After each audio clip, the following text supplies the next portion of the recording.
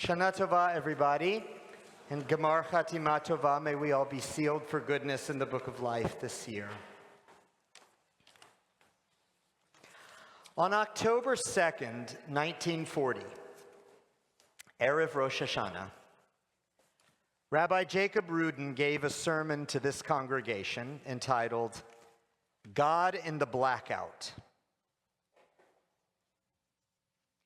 No generation of rabbis ever faced a more difficult task than does the one of which I am a part, he said.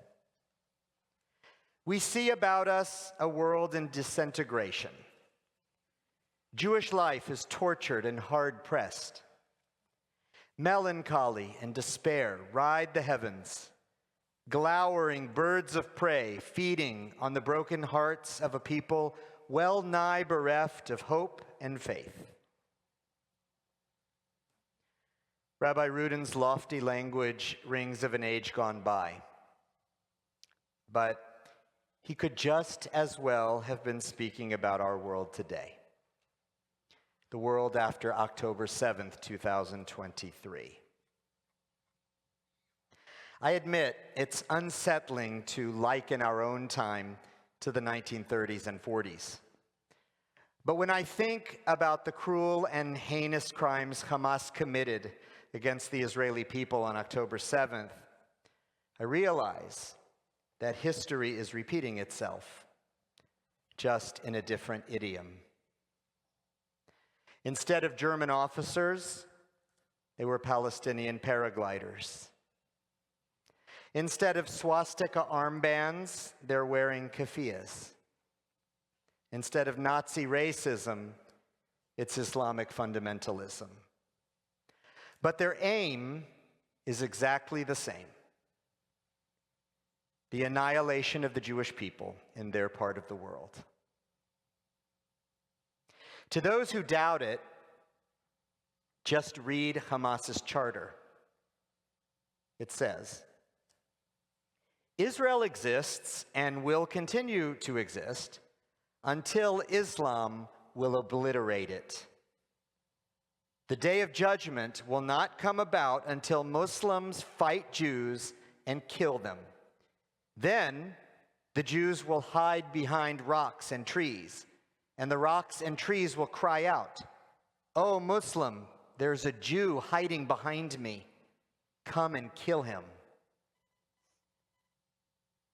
That chilling image is actually a prophecy from the Quran. And, oh my God, will it forever be seared in our mind's eye, because the terrorists brought it to life on October 7th. Picture the young Israelis at the Nova Music Festival, fleeing in terror from the murderers. The children stolen from their beds on the kibbutzim. The women dragged by their hair and raped and mutilated. The families, the babies, the old and the young, kidnapped and secreted away to dark tunnels beneath the earth. This is pure evil. And yet, far too many people are minimizing it, justifying it, even celebrating it. We've seen the demonstrators shout anti-Israel slogans in Times Square and barricade Jewish students and faculty on college campuses and threaten subway riders that if you're a Zionist, this is your chance to get out, and bloody a Jewish man's face in Midtown on Monday as they tried to wrestle an Israeli flag from his hands. As the pro-Israel podcaster Dan Senor has said, I always thought the outrage after October 7th would be directed at those massacring Jews. I didn't think the outrage would be directed at Jews for objecting to being massacred. For the last year, many of us have asked the same questions Rabbi Rudin's congregants asked in 1940. Where is God in this blackout of humanity? How can God permit this savagery to come to pass? The answer for some of us is that there is no God. Or if there is, that God is absent or just doesn't care. The Israeli writer Asaf Gur expresses this in a heart-wrenching poem about October 7th. It's entitled Kaddish. Yitkadal v'yitkadash merabah, and no one came. Many thousands called to him on Shabbat morning, crying his name out loud, tearfully begging him just to come. But he had ceased from all his work. No God arrived, and no God provided comfort. We can all sympathize with the poet's pain and anger. Many before him have felt the same way. In the wake of the Holocaust, Elie Wiesel didn't deny God's existence, but he did accuse God of criminal negligence. God fell down on the job, he said, and made it possible for wicked human beings to commit mass murder. Others would say Wiesel's indictment of God is misdirected. God gave human beings free will. So how can we blame God when people use their free will to commit atrocities? God hates it when we do horrific things to each other, but God doesn't have the power to stop us from doing it. All God can do is watch in pain and cry. Now, some of you might say, I have no need for a God like that. But I think we do. See, I think that for generations, we have been taught a terrible misconception of God. The old belief that God controls everything that happens in the world and rewards good people and punishes bad people, well, it's just not true. The Holocaust and October 7th disprove it definitively. And yet, we stubbornly hold on to this fallacy. And when bad things inevitably happen to good people, we either blame God for failing to stop them, or say it proves there is no God. Either way, we deny ourselves the opportunity for a real relationship with God.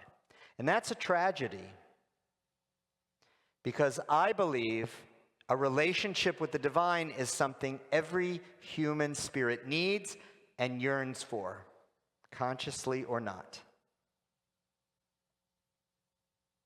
So we need to let that old belief go once and for all and learn to think about God in a new way.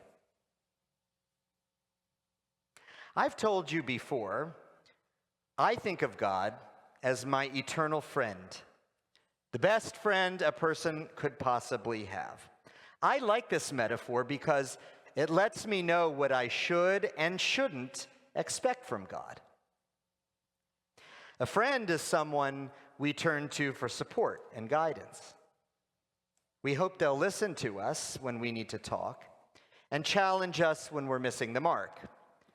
We look to our friends for compassion, empathy, and comfort. We don't expect them to stop bad things from happening to us because we know they can't do that. But what a friend can do is give us the strength to get through it. To me, the same is true of God, but all the more so. Because unlike any human friend, God is endlessly compassionate, gracious, patient, loving, faithful, and forgiving. If we embrace it, friendship like that can be a source of great strength.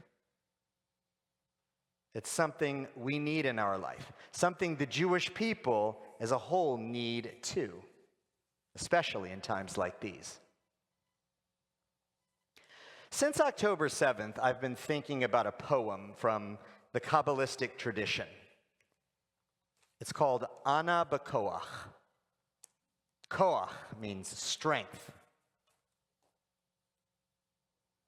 The poem begins like this. Ana B'Koach, please, source of mercy, with loving strength, untie our tangles. With loving strength, untie our tangles. That's cryptic language. But it helps me see, as Rabbi Rudin said, that God is in the blackout. How so? After October 7th, we were stunned by the failure of Israel's legendary defenses, the depth of the terrorists' cruelty, and the people celebrating what Hamas did to the Jewish people. For months and months, we were tangled up in confusion, despair, and self-doubt. It seemed like Israel's enemies had figured out how to win, crushing Israel's spirit by taking hostages and steadily draining its resources in a war of attrition. Mass protests and political infighting paralyzed Israeli society. World leaders were pressuring Israel not to fight back too much, betraying a terrifying ambivalence about the existence of the Jewish state. Meanwhile, an explosion of Jew hatred here at home has caused the American Jewish community fear and anxiety. Just last week, the ADL reported a more than 200% increase in anti-Semitic incidents in the U.S. since October 7th of last year. But suddenly, a few weeks ago, something changed. Almost miraculously, out of nowhere, Israel retook control of its own destiny, and it started fighting to win. The international hostility, the gaslighting, the pro-Hamas demonstrations, those things are still there. The war is still raging. IDF soldiers are on the ground in Lebanon. Rockets are raining down on Israel. And of course, Hamas is still refusing to release the 101 innocent people it holds hostage. And yet, it feels to me like the tangles are starting to come untied. I think Israel and the Jewish people are stronger and more confident today than we have been at any point since October 7th of last year. The Israeli author Mati Friedman, in an interview yesterday, described it as an incredible energy that's bubbling in Israeli society at this moment of crisis. Seeing Israel fight back is not only a source of pride, it's also a tremendous comfort because we know they're fighting for us too. As precarious as the situation is right now, we know that Israel will never surrender the security of the Jewish people to anyone. I'm not sure we could have said that with confidence 3 or 4 months ago. To me, this remarkable shift can only be described as a triumph of unfathomable strength. Where did it come from? Well, every day for a year, we have cried out to God in prayer, screaming in pain, pleading for help. And I believe God has answered, not by intervening to change events. God can't defeat our enemies or rescue the hostages. Only we can do that. No, I believe God has answered by giving us strength we never could have found on our own. It's a strength that comes from being in a caring and intimate friendship with the source of life and love. And it's that strength that enables us to change history. This has always been God's promise. Do not fear, for I am with you. Do not be frightened, for I am your God. I strengthen you and help you. I hold you up with my righteous hand. So tonight we turn to our eternal friend and plead, Ana Bakoach. Please, source of mercy, with loving strength, untie our knots, cleanse and bless us, infuse us ever with loving care. By your help, we survive all who seek our destruction.